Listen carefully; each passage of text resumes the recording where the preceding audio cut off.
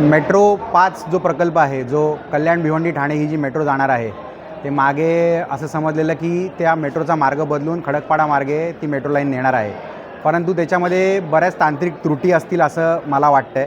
कारण मी जो अभ्यास केला, जी अधिकाऱ्यांकडून माहिती घेतली, त्यातनं असं समजते की जर मेट्रो 5 ही ओरिजिनल जो रूट आहे, म्हणजे लाल चौकी सदानंद चौक मार्गे APMCकडे तो रूट न घेता समजा खडकपाडा मार्गे घेतला तर साधारण पहिले तर त्याचं अंतर वाढतं आहे, साधारण 3-3.5 किलोमीटर अंतर वाढतं आहे आणि त्याच्यामध्ये तब्बल 1000 कोटी रुपयाचा जास्ती खर्च त्या ठिकाणी येणार आहे. परत सॅटिस प्रकल्प सध्या आपल्या कल्याण स्मार्ट सिटीच्या अंडर स्टेशनवर घेण्यात येत आहे. त्यामुळे जर आपण भवानी चौकातनं समजा ती मेट्रो फिरवायची झाली मुरबाड रोडपर्यंत, तर मग त्या सॅटिस प्रकल्पाचं आपण काय करणार? तो सॅटिस प्रकल्प तोडणार का त्याच्यावरनं नेणार? मग तो परत वाढीव खर्च येणार.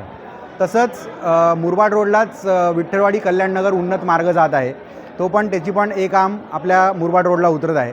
तर तो पण मेट्रो 5साठी अडचणीचा ठरणार आहे कल्याण स्टेशनला जोडायला.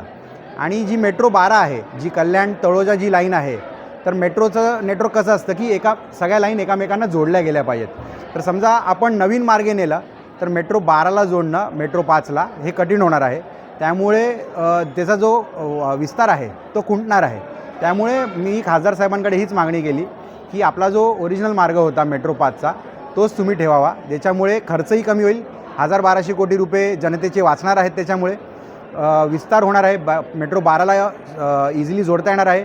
आणि जे आत्ता प्रकल्प सुरू आहेत, जे सॅटिस प्रकल्प आहेत किंवा विठ्ठलवाडी कल्याण नगर उन्नत मार्ग आहे, ह्याला कुठलीही अडचण येणार नाही.